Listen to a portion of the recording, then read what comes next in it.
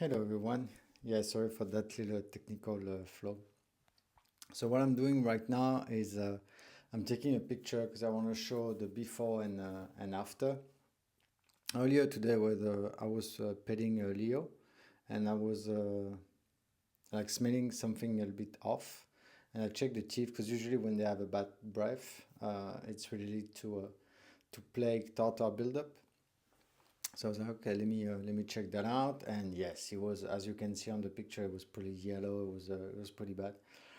So I grabbed the kit that's available on the website. There is a link. It's a kit, a teeth cleaning kit from Amazon. That's for human, but it works perfectly great with the dogs. So I'm using different tools because I don't want to work too hard because it's really stuck on the teeth. So sometimes what I'm trying to do is I lift a little bit with the little spike one, and then I use the other one that's more like a shovel, like a flat, almost like a chisel, and then I would remove like big flakes. But if I see that it's a little bit too stuck, see that's the one I have right now. It's the big one. If it's too stuck with that one, it can hurt a little bit. I mean, I know the dog doesn't feel super comfortable with it, so then I would go back with a spike one and just try to scrape a little bit, making uh, some openings in it and make the flakes be a little bit smaller, so there is not as much pull when I try to remove them. And so at first I decided to do that myself because obviously your vet can do teeth cleaning, but to do so they put your dog to sleep, and I don't really like the idea putting getting an anesthesia. It's nothing totally benign, so it can have implications, and even for humans. So if you can stay out of it, that's better. So that's why I started to do that with my dogs. Plus, I have 3 dogs, so that adds up quite fast. Uh, if you want to work on your dog that way, at first I would encourage you to desensitize them with that. So first of all, introduce them to being held this way, as usual. So you grab the dog, put it in a position, you hold it a little bit, you click, reinforce. You do that a little bit, and you gradually increase the criteria. And at some point, you grab some tools, and you go by the mouth, but you don't really do anything, and you grow gradually, and then they're gonna be like Leo. It's gonna be fine. They're all fine with that, Pumpkin, Chester, and Leo. But it's always how you introduce that to the dog. You don't want that to be a traumatizing experience. You want to be a positive experience because that's something you have to do quite often. So anyway, and I'm almost through on that side, so it won't be really long. So I think the whole video, yeah, it's about 5 minutes, and that's the time it took me from one side. But I was showing and I was explaining few things as I was going. So the whole process to do both sides was about, yeah, 6 to 8 minutes. And usually at the end, what I do is I brush the teeth. I have a special toothpaste that they love because it's a chicken flavor. You can get beef flavor or any. Yeah, it doesn't really matter. But yeah, I usually brush the teeth. I'm gonna include a picture to show you what exactly you have to scrape. So you can slightly lift the gum, but don't go too far. Don't lift the gum too much. Just a tiny, like barely lift it, so to be able to remove that black line that's really by the gum, where the plague starts.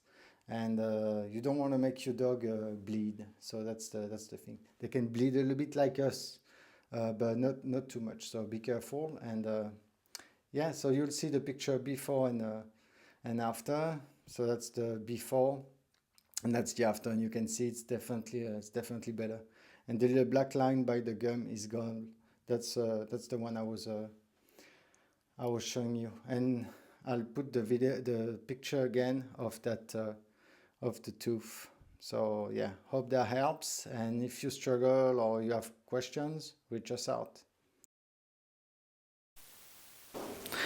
Okay, everyone, so I'm here with Pumpkin. So Pumpkin, she's not too crazy about being groomed in general. Actually, I can't even get her to lie on the back. Alfalfa! The back now is Alfalfa. So what I'm doing is, as she's here, like being calm, and she's breathing a little bit hard, but I'm just like rewarding before to work on her. I checked the teeth; they're not too bad, but I wanted to make a little close up because the video with Leo when I was cleaning my head was on the way, so it was a little bit hard for you to see. So anyway, the idea is you can get your dog, like I'm on the sofa, so she's on my lap, and so what you want to do is, she doesn't have really a build up tartar right now, but so what you want to do is use, so that kit again is available on Amazon, the kit I'm using, it's on the website, and I use different tools again depending on what I'm trying to achieve. But like right now I'm going to use that one. It's almost like a chisel. It's almost sharp. So, and what you want to do is work really by that line, the gum line. But like for human, you don't really want to. You can move it slightly, and you want to try to remove, if you have a like tartar buildup like straight away from here. So you want to just like, you know, remove it from there, or like the bottom. So basically you can feel it. Good girl, Pumpkin. So see, she's not too bad. So I'm gonna give her like a treat. Good girl. As you're doing that, you can massage your. There is an acupressure point over here. That's really for relaxing and calming the spirit. That area that can help sometimes your dog to just, because yeah, she's breathing kind of, she's a bit stressed right now. So I'm not going to do anything really crazy with her, but again, it's every teeth, yeah, you have to check. Like see on here, she has that little black line. I don't know if you can really see it. So we're going to remove that. And you can feel like it's like a little threshold. And see, if you work on it like quite often, like for human, if you go to your dentist to get the teeth cleaned every 2 years, so see, that's what I got out of it. So I don't know if you can really see it. If you go every 2 years, obviously it's going to be a lot to remove. But if you go quite often, it's not too much. It's not too hard to. It's fairly easy to remove. See, I barely like put it, and it's gone.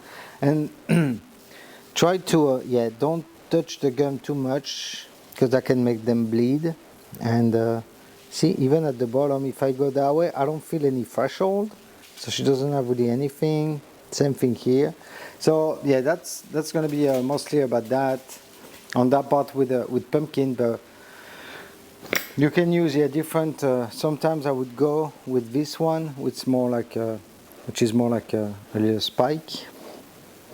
And because Leo sometimes here would have like big, so I would make like little channels. So because he has big chunk, the whole tooth, you'll see on the the thing I showed you on the beginning of the video. The whole tooth is like yellow, so it's all built up, and you have to remove it. But if I use that chisel I was using earlier, it's too much to remove that way, and it can almost like hurt the dog. So I make channels in it, and so I get smaller chunks. So, and afterwards, what I would usually do is brush the teeth, and so I have the toothpaste, and just she's not bad. Because again, you have to check, yeah, like for humans, if they have too much build-up and they can get infections in the gum and then it gets in the bloodstream and yeah, it can spread in the whole body. So that's the idea. So yeah, it's a fairly easy thing to do if you can work if you can work on that with your dog. Good girl, such a good girl. So yeah, that's about it.